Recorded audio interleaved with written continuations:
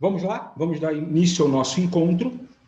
No encontro de hoje, a gente vai falar dos pré-socráticos. A gente já começa com um problema a resolver. Porque quando tratamos da palavra pré-socrático, a gente tem uma sensação de que pré-socrático é um pensamento ou uma forma de entendimento de mundo que antecede temporalmente, em alguns casos até espacialmente, o pensamento de Sócrates. E eu preciso dar início a esse colóquio dizendo para você que não. Quando tratamos do conceito de pré-socráticos, quero que entendam que estamos falando aqui de uma forma de reflexão que antecede, e aí sim, essa forma de entendimento de mundo do Sócrates.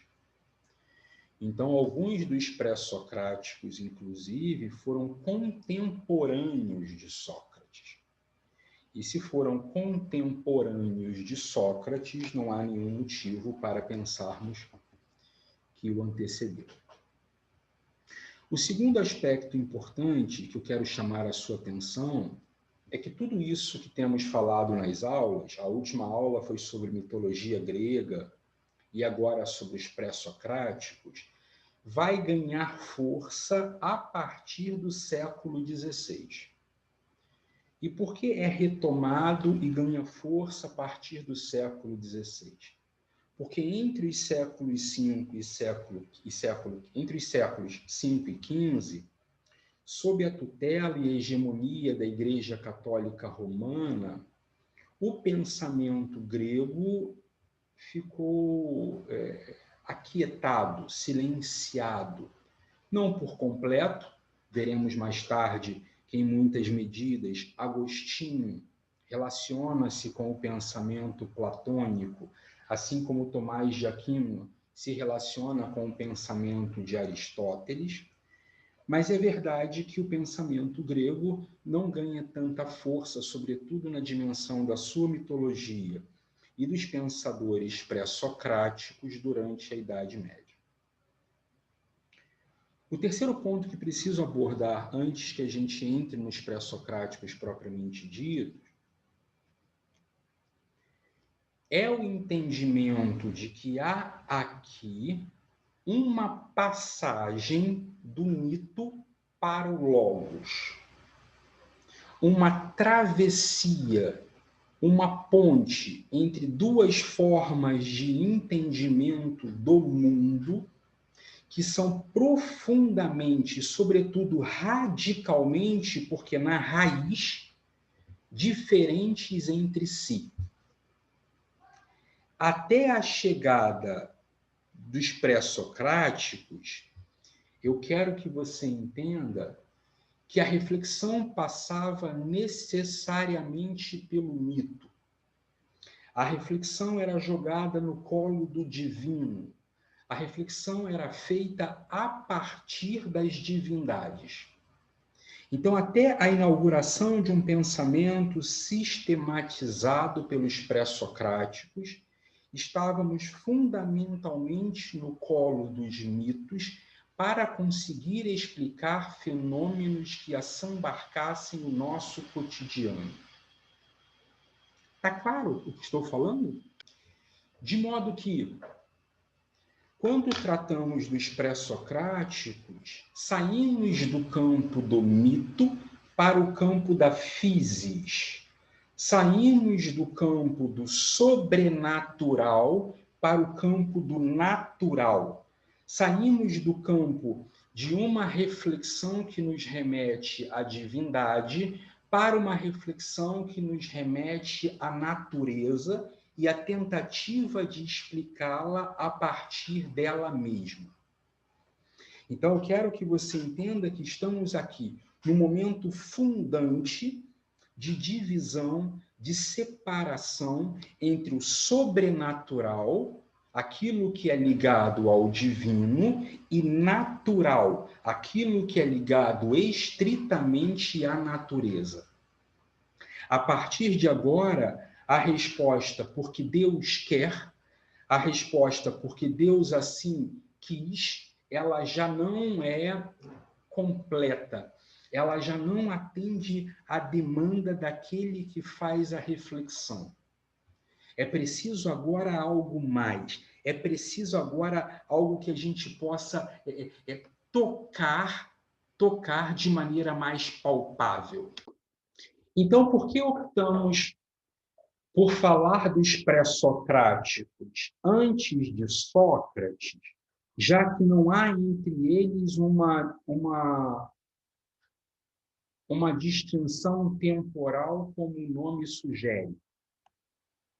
Porque, de fato, e veremos isso no próximo encontro, a chegada de Sócrates nos oferece uma reflexão que não é mais do lugar do cosmológico, não é mais do lugar do cosmo-ontológico, não é mais na preocupação de onde tudo começa, não é mais na preocupação do início do mundo, é a preocupação de o que a gente faz nesse mundo.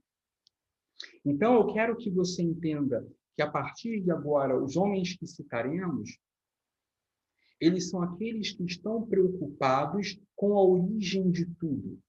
Eles vão fazer perguntas de criança ao olhar para o mundo. Afinal de contas, de onde veio isso? Afinal de contas, tudo que a gente observa tem algum ponto em comum? Afinal de contas, o que raios é isso que acontece quando... E vai tentar dar conta de explicar sem recorrer a uma explicação divina. Eu quero que você entenda que estamos falando de pensamento entre os séculos 7 e 5 antes de Cristo, e que estamos tratando dos caras que vão tentar dar conta de resolver problemas sem usar uma muleta mítica. Não vão lançar mão de uma muleta mítica para tentar resolver um problema que lhe é cotidiano. Então, você pode dar exemplos? Claro. Claro. Alguém foi à sua casa e disse: ó, que samambaia bonita. E no dia seguinte, a samambaia estava esturricada. Nesse momento, você pensa: fulano tem olho gordo. Fulano tem inveja. Fulano tem olho de seca-pimenteira. Eu não sei se você entendeu. Um fenômeno natural e você está tentando dar uma explicação sobrenatural. Um fenômeno natural e você está apelando para o mítico. Você vai até a cozinha, pega um copo, coloca o copo sobre a pia e, enquanto se vira para pegar a água que está na geladeira, o copo bleque. Pegou? Bleque. E aí quebrou o copo, né? E você diz energia negativa. Observe, você está tentando explicar um fenômeno natural a partir do sobrenatural, um fenômeno natural a partir do mítico. O que nos vai propor, o que nos vão propor os homens os pensadores pré-socráticos é não. Vamos explicar o fenômeno natural com argumentos naturais. Não vamos apelar. Então, como faríamos hoje em dia? Então, você vai pegar 1000 samambaias da mesma espécie, mesma idade, mesmo tipo de solo, colocar em posições que possam receber a mesma quantidade de sol, por exemplo, vai chamar o fulano e vai mandá-lo dizer 1000 vezes, para cada samambaia dizer uma vez, portanto. Ó, que samambaia linda! Ó, que samambaia linda! Ó, que samambaia linda! Ó, que samambaia linda! Ó! E no dia seguinte, das 1000 samambaias, você vai perceber que 900 delas morreram. De fato, podemos falar de um olhar malévolo. Podemos falar de um sentimento de inveja. É possível até que possamos falar de uma energia negativa, seja lá o que isso for. Mas fato é que, se assim não for, é possível que a samambaia tenha morrido por qualquer outro motivo. Feito esse brevíssimo preâmbulo, vamos agora fazer a passagem do mito para o logos, do mito para a physis. A partir de agora, a física. A partir de agora, a preocupação com o arque, aquilo que vai dar origem a palavras como arquétipo, muito utilizadas por Jung mais tarde. Aquilo que é o início de tudo, aquilo que é o princípio. Você sabe que o Aristóteles cita um fulano chamado Ferécides. Para ele, o primeiro cara de peso a promover uma ruptura entre o pensamento mitológico e o pensamento filosófico. É curioso porque Cícero e Agostinho também citam o fulano. Até porque é de Ferécides a ideia de imortalidade da alma. Você pode achar pouco, mas a gente está em 580 anos antes de Cristo. E já tem um cara farejando aquilo que vai ser anunciado 600 anos depois. Ele fala, então, há uma imortalidade da alma. E mais, para ele, já que há uma imortalidade da alma, é possível que haja também uma transmigração. Não é exatamente o conceito de reencarnação que você ouve com fulanos como o senhor Allan Kardec. Não é. Na perspectiva de Ferécides, uma vez que a alma é imortal, ela bate e volta, mas pode ser na forma de qualquer coisa. Mas eu quero que você entenda que esse sujeito está 580 anos antes de Cristo, já farejando que alguma coisa diferente vai acontecer. Curiosamente, Ferécides não costuma ser um pré-socrático muito escutado. Não faz parte daqueles que venceram. Ferécides é citado por Aristóteles, mas, de fato, aquele que ganha mais peso para a gente é um fulano anterior a ele, de 624 anos antes de Cristo, que atende pela alcunha de Tales de Mileto. Tales de Mileto faz parte da escola jônica e é dele uma ideia espetacular espetacular. Tales de Mileto diz: tudo começa com a água. Eu sei que você vai rir, porque entre você e Tales de Mileto tem 2.700 anos. Você já conhece o fim da história. Mas eu quero que você entenda que Tales de Mileto foi o primeiro a pensar que havia uma unidade da qual tudo se desenvolve. Havia um princípio a partir do qual tudo acontece. Eu não sei se você está sacando, mas 2.700 anos depois, quando os caras perceberam aquilo que se convencionou chamar de molécula de Deus, vai aparecer um monte de gente sem noção dizendo que Deus foi previsto em laboratório.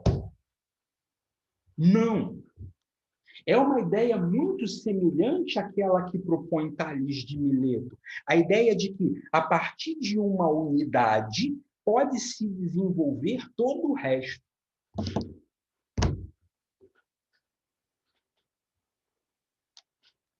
Tales de Mileto tem um discípulo chamado Anaximandro, que tem um discípulo chamado Anaxímenes, 588 por ali antes de Cristo, e vai dizer: olha, o professor Tales mandava muito bem. É inegável que a água pode ser pensada como um princípio de tudo. Mas o que produziu a água? Olha isso. É claro que você está olhando para trás e você acha graça. Mas eu quero que você entenda que os caras não tinham nem papel direito para escrever, né? Não tinha computador, não tinha calculadora, não tinha Google. Era na marra. É a reflexão pela reflexão. É claro que, herdeiro de Bakhtin que somos, não vamos tentar arrumar aqui um jeito de explicar, né? E falar que não, como se o gênio fosse algo mítico. É quando alguém vira para você e diz: uau, você tem o dom. Desconsiderando as suas noites insones, desconsiderando as suas horas sobre os livros, desconsiderando todo o seu esforço intelectual para versar minimamente sobre esse ou aquele assunto.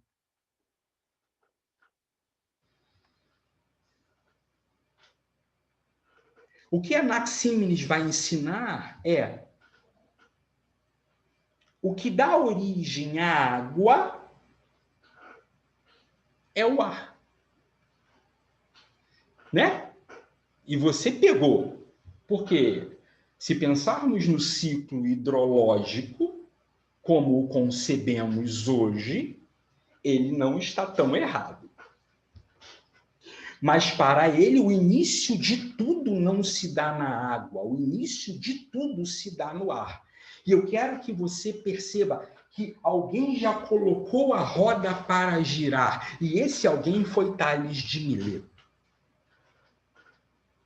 Tales de Mileto é o cara que diz: há um princípio. Anaxímenes é o cara que diz: professor Tales acertou, há um princípio, mas não é a água, é o ar.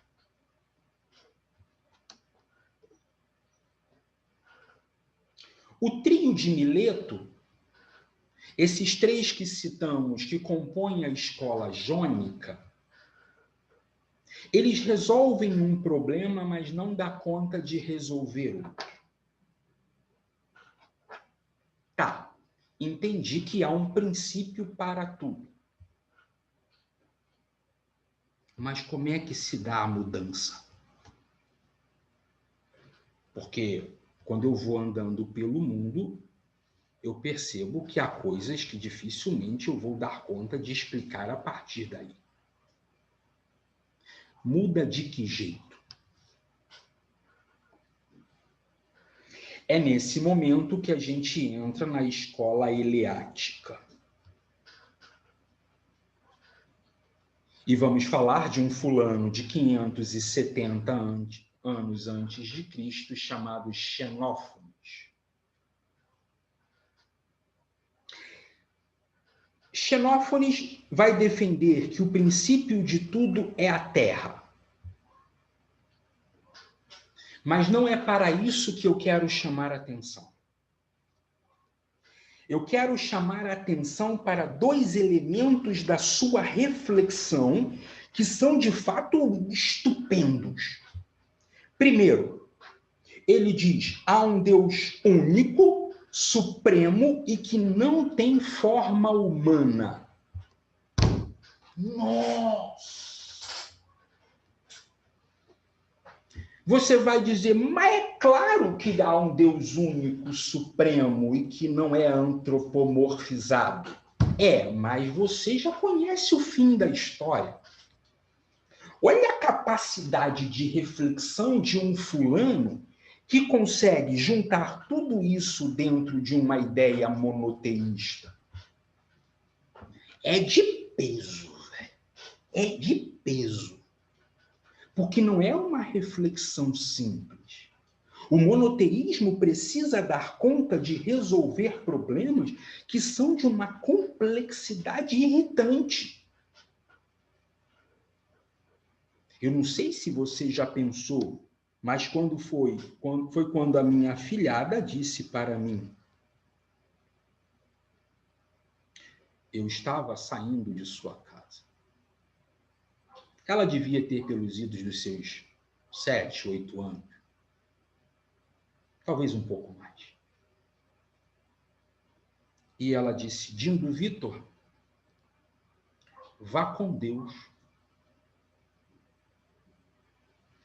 E eu disse para ela: fique com Deus. Olhamo-nos até eu perguntar: como pode ser isso? E ela disse: como pode ser o quê, Dindo? Isso de você ficar com Deus e eu ir com Deus. Ela falou: não entendi. Eu disse: explico.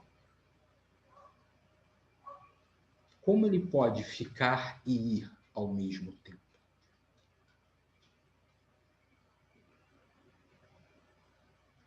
Ela foi perguntar à mãe.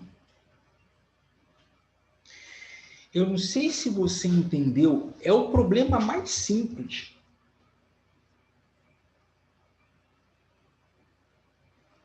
E para isso vai se precisar atribuir a esse Deus a ideia de onisciência, onipresença, onipotência, porque não é fácil arrumar tudo isso no colo de um ser só. Mas 570 anos antes de Cristo já tinha gente disposto a essa reflexão. É estupendo.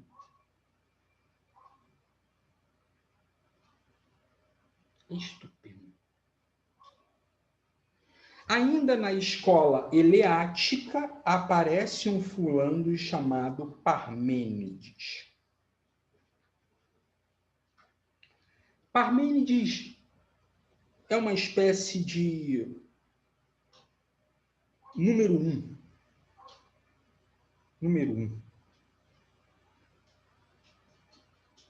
Na escola racionalista. É ele que vai dizer: olha, não confie nas sensações. Confie tão somente na sua razão.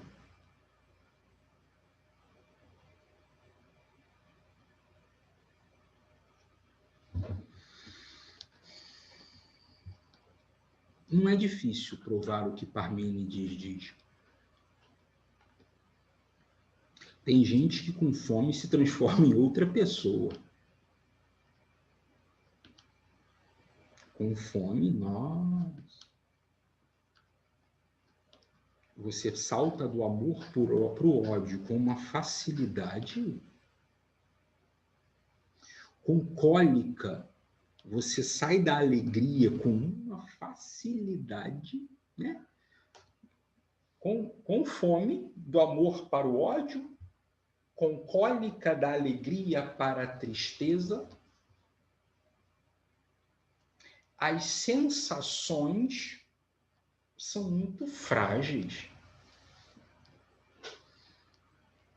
Eu posso tornar esse discurso um pouco mais palpável.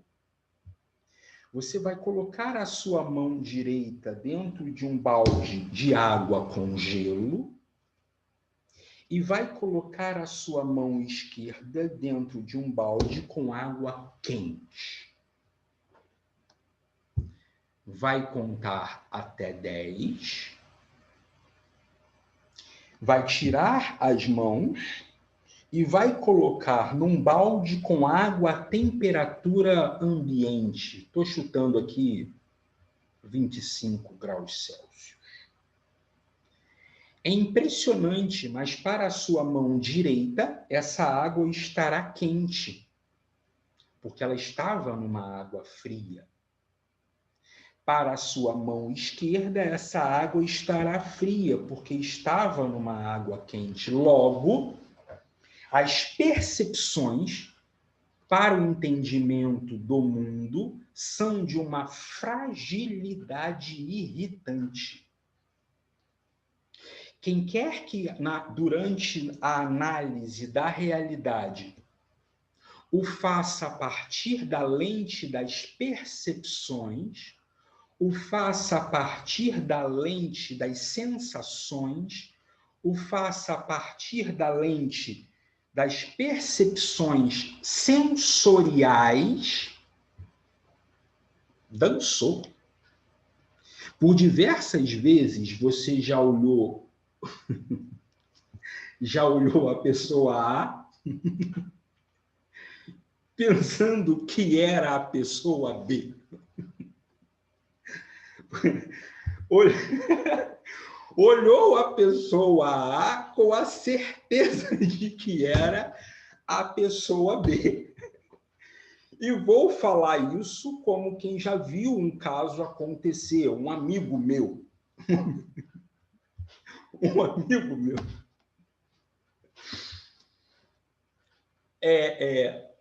Vamos colocar nomes fictícios A e B, tá bom?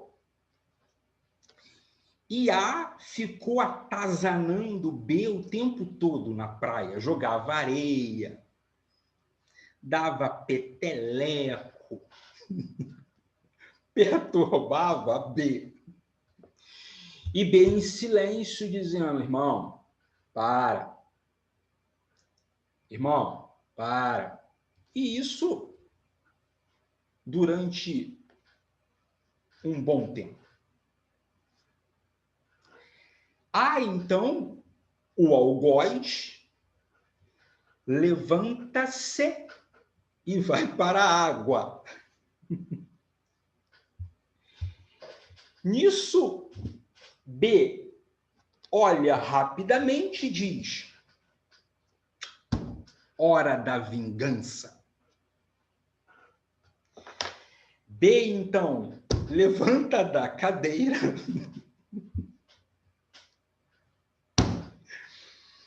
e corre de maneira desarvorada ao encontro de A, que estava de costas.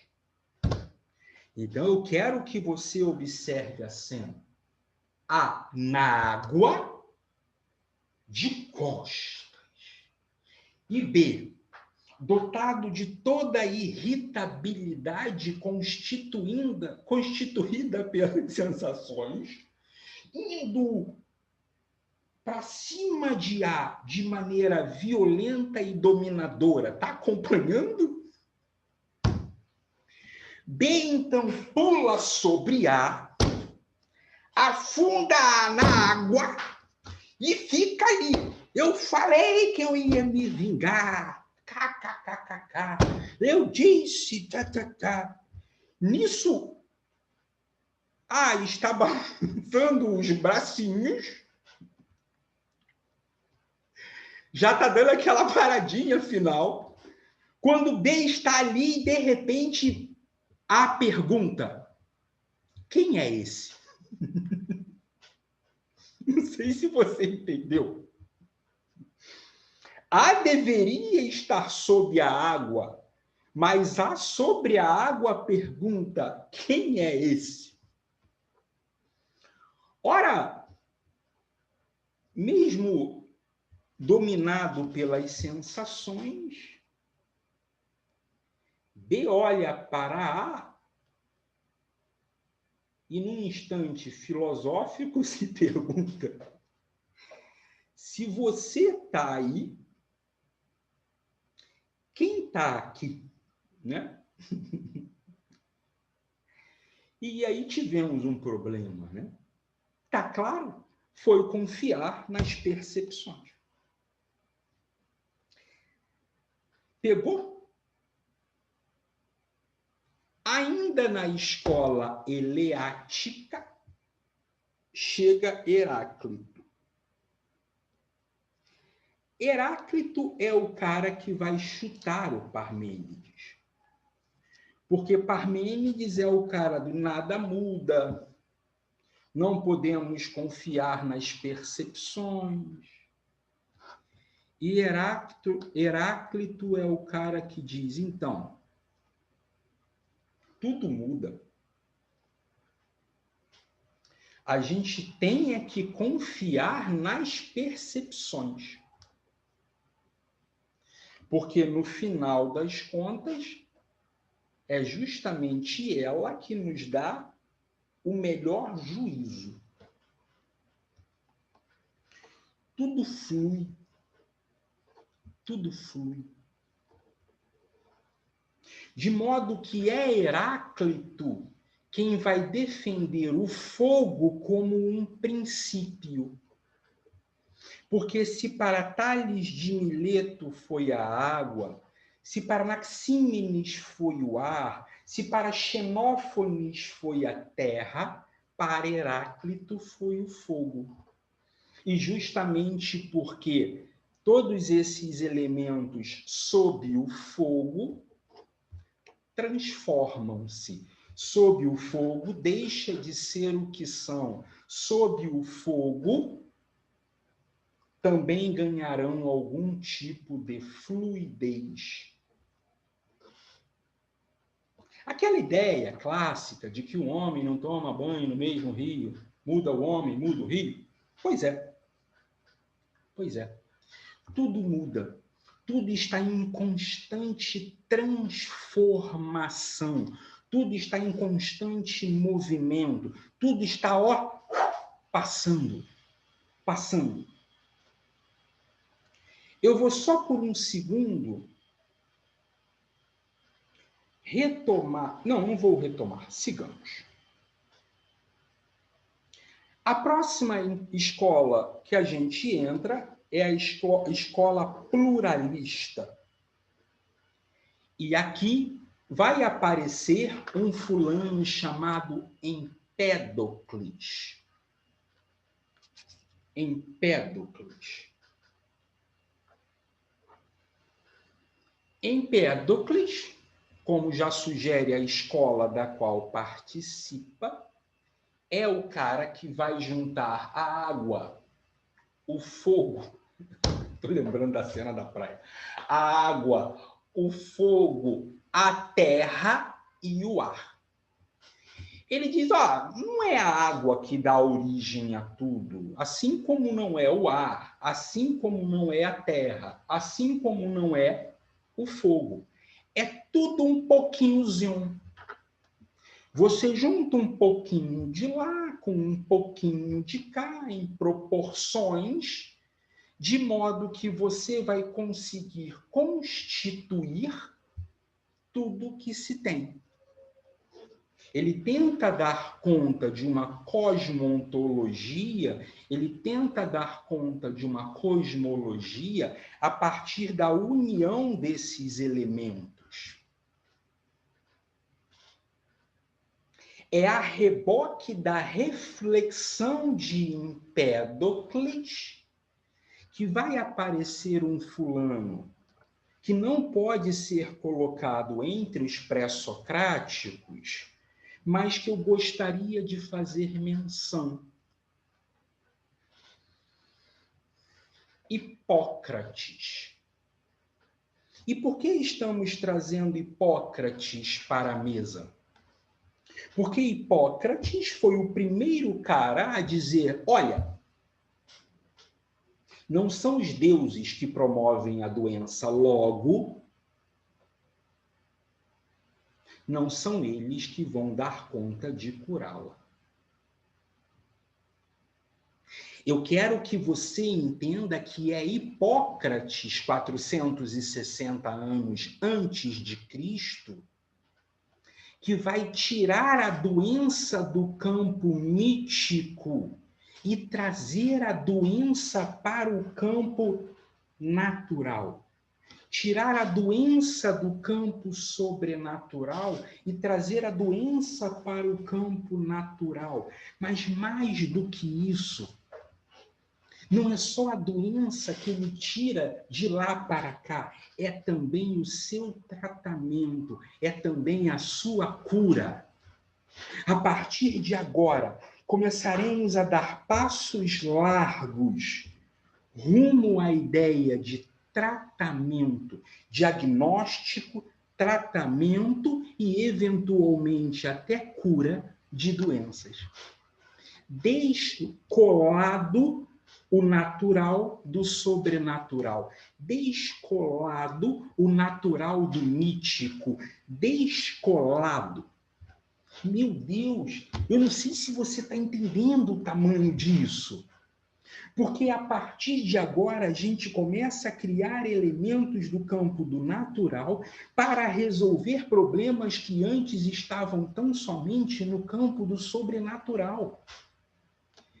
É Hipócrates quem vai tentar dar conta do problema. E, claro, profundamente influenciado por Empédocles, da escola pluralista, um pré-socrático, também vai criar 4 estruturas que justificam a doença. Então ele diz, olha, o problema está no sangue.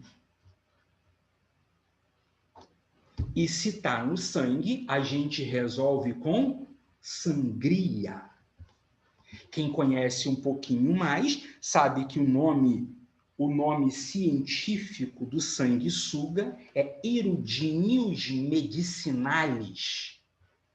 Porque sangria era o sanguessuga era também utilizado para sangria. Ele vai dizer, o problema pode estar na bile negra. E aí o problema é intestinal. E como é que a gente resolve o problema intestinal? Purgante. Purgante.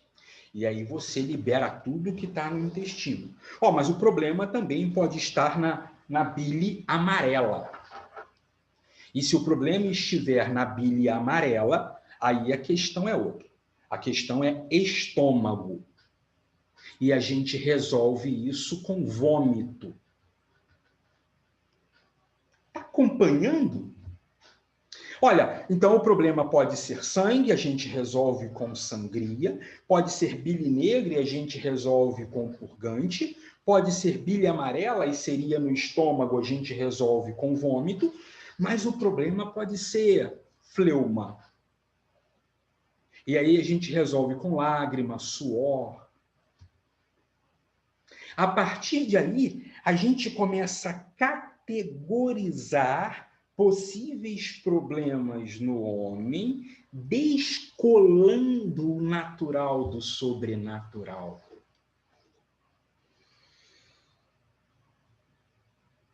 Preciso deixar claro o meu posicionamento Eu acredito em Deus às tampas, até o último fio do cabelo, e vocês que convivem comigo cotidianamente já viram isso. Mas esses passos que estamos dando no descolamento do mítico para o natural, no descolamento do é muito legal, velho. Porque significa dizer que estamos construindo os alicerces necessários para o desenvolvimento de uma forma de pensar e entender o mundo que chamaremos mais tarde, à luz de Descartes, de ciência. Ciência. Está acompanhando? O estudo de Hipócrates tem desmembramento. A partir do que ele propõe, e que inaugura uma nova medicina, nasce também uma ideia de temperamentos diferentes. Então, se você tem muita bile amarela, você é colérico.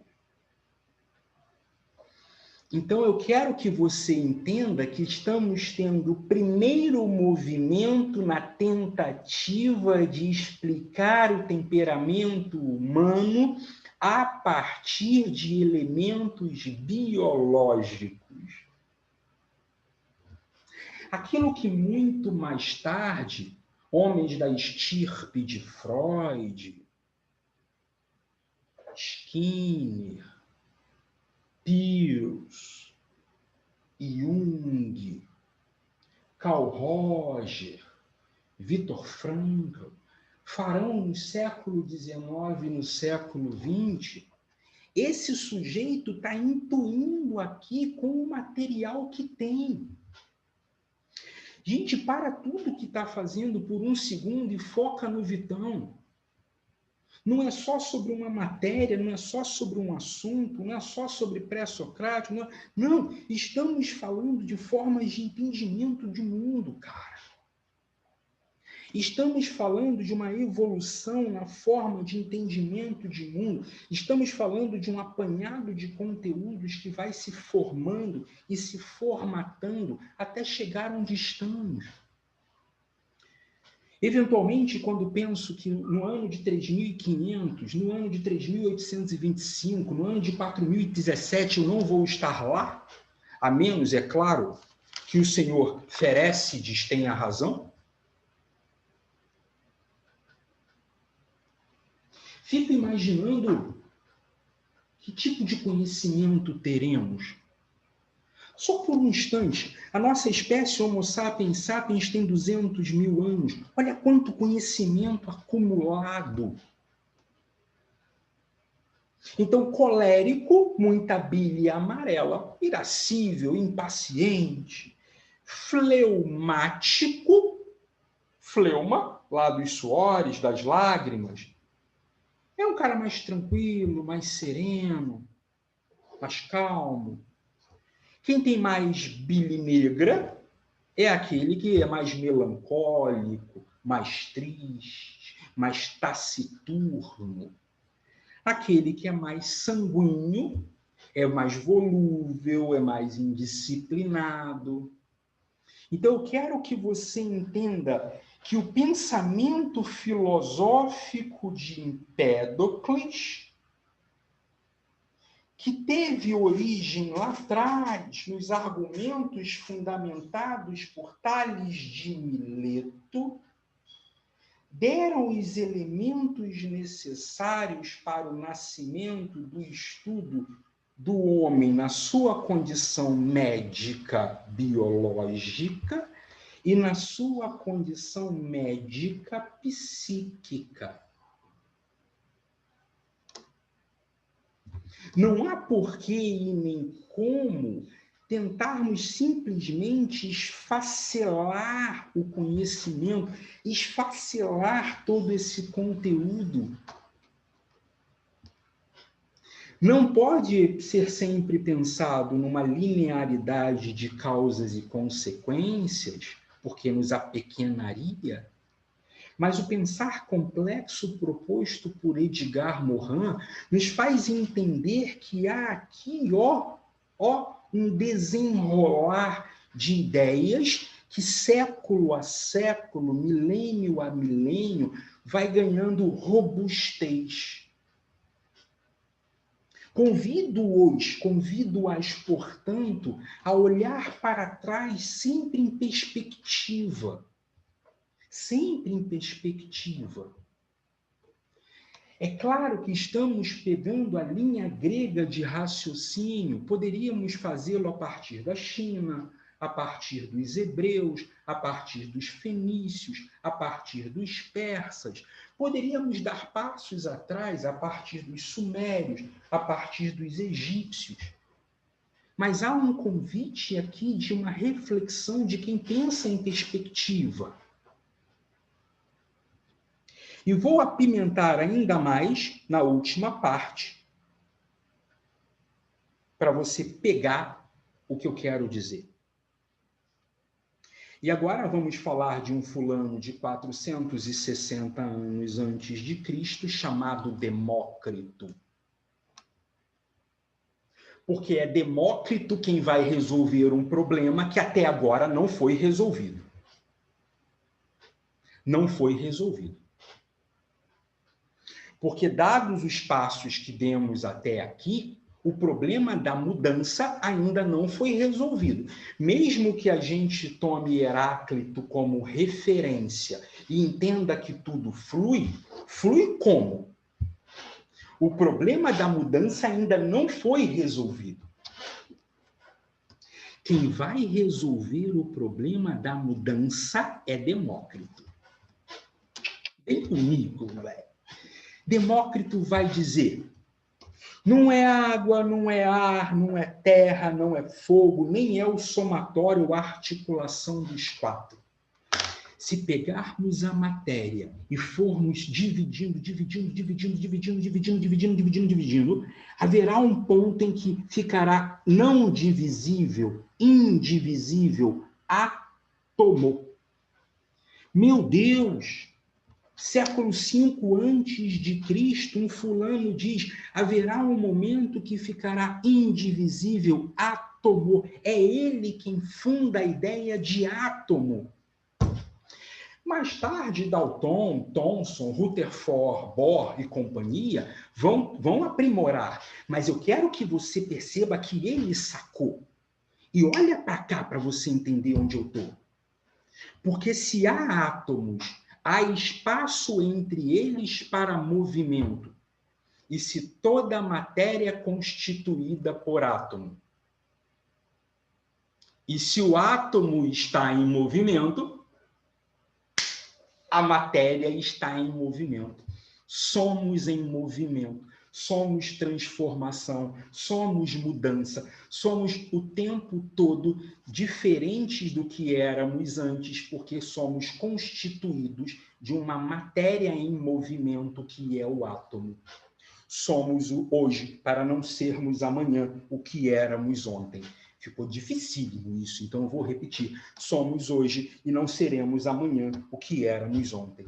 E por que não? Porque somos constituídos de uma partícula em movimento, somos feitos de uma matéria de mudar, somos feitos de uma matéria que sofre transformação, somos feitos de uma matéria em constante processo de mudança.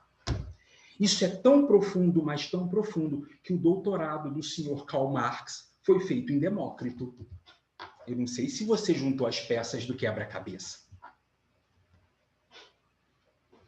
Demócrito é o cara que vai oferecer para você condições de entendimento de que você não é uma matéria estática. Quando digo que seja lá o ponto que você está é ponto de partida, quando digo que você pode mudar a vida que você tem, quando eu digo que você pode mudar tudo aquilo que nesse momento te incomoda, e digo que isso não é fácil, e digo que não há pozinho do pinim-pim-pim, e digo que não há fórmula mágica, estou endossado por homens da estatura de Demócrito. Nossa! Ele resolve um problema até então sem solução. Então, quando alguém perguntar para você, mas por que você diz que, né? Eu à mesa, dois amigos conversando e discutiam. E eu não sou muito dado a discussões. Eu sei que não parece, mas na vida cotidiana eu faço muitos silêncios. E eles estavam assim muito animados. E eu olhando ali os dois, e um diz para o outro: você não pensava assim? E o outro respondeu: eu costumo mudar quando percebo que estou errado, você não? Alguém ali poderia perguntar: mas qual o fundamento físico que justifica a sua afirmação de que você pode mudar? E você poderia responder, citando Demócrito, filósofo pré-socrático que contribuiu para a ruptura entre o mito e o logos, que deu condições para o nascimento da physis. Somos constituídos de uma matéria que na sua base, no seu núcleo, na sua partícula primeira, tem átomos. E os átomos estão em constante movimento.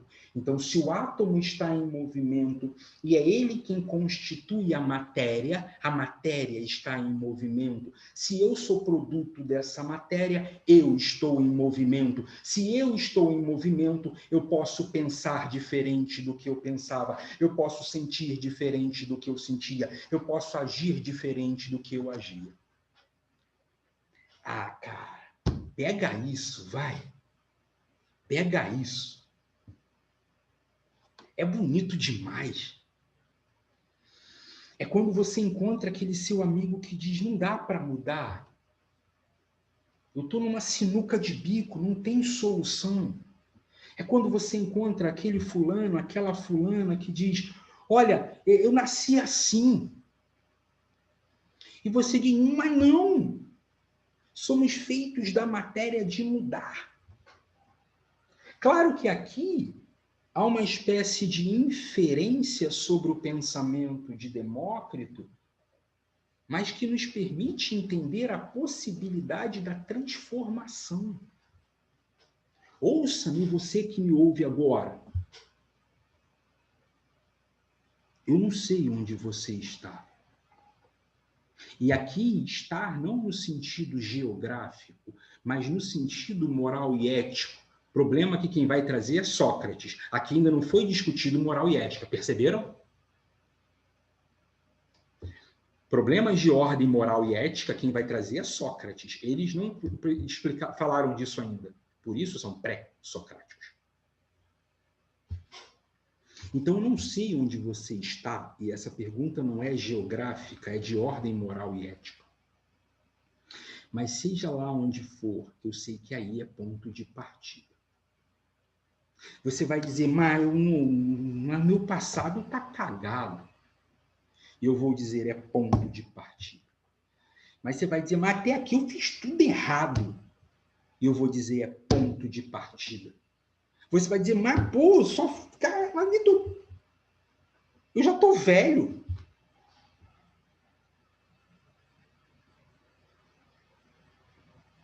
E eu vou dizer, é ponto de partida. Porque somos todos feitos da matéria de mudar. Ouça. O tempo não passa.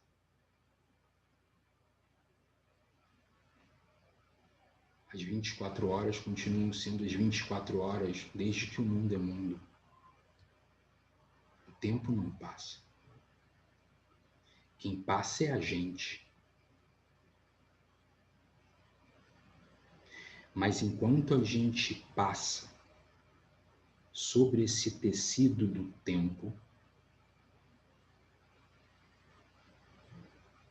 a gente pode construir histórias diferentes para a gente, para o outro e para o mundo. Reflexões muito antigas, vai. Acolhe.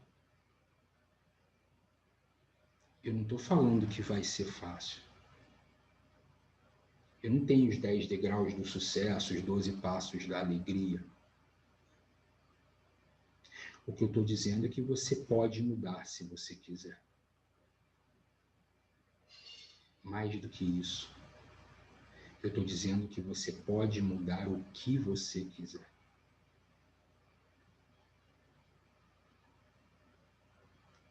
Se não no mundo, se não no outro, pelo menos nesse espaço entre costas e peito.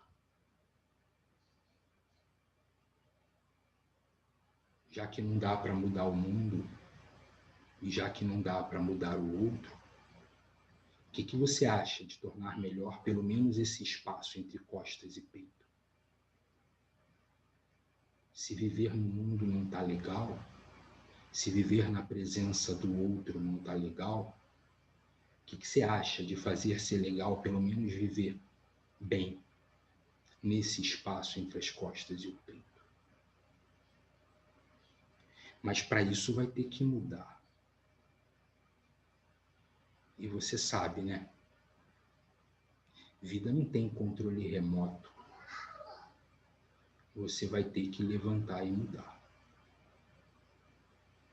A, B, C. Arranca a bunda da cadeira. A, B, C. Arranca a bunda da cadeira. E vai. Beijo enorme no seu coração e hasta.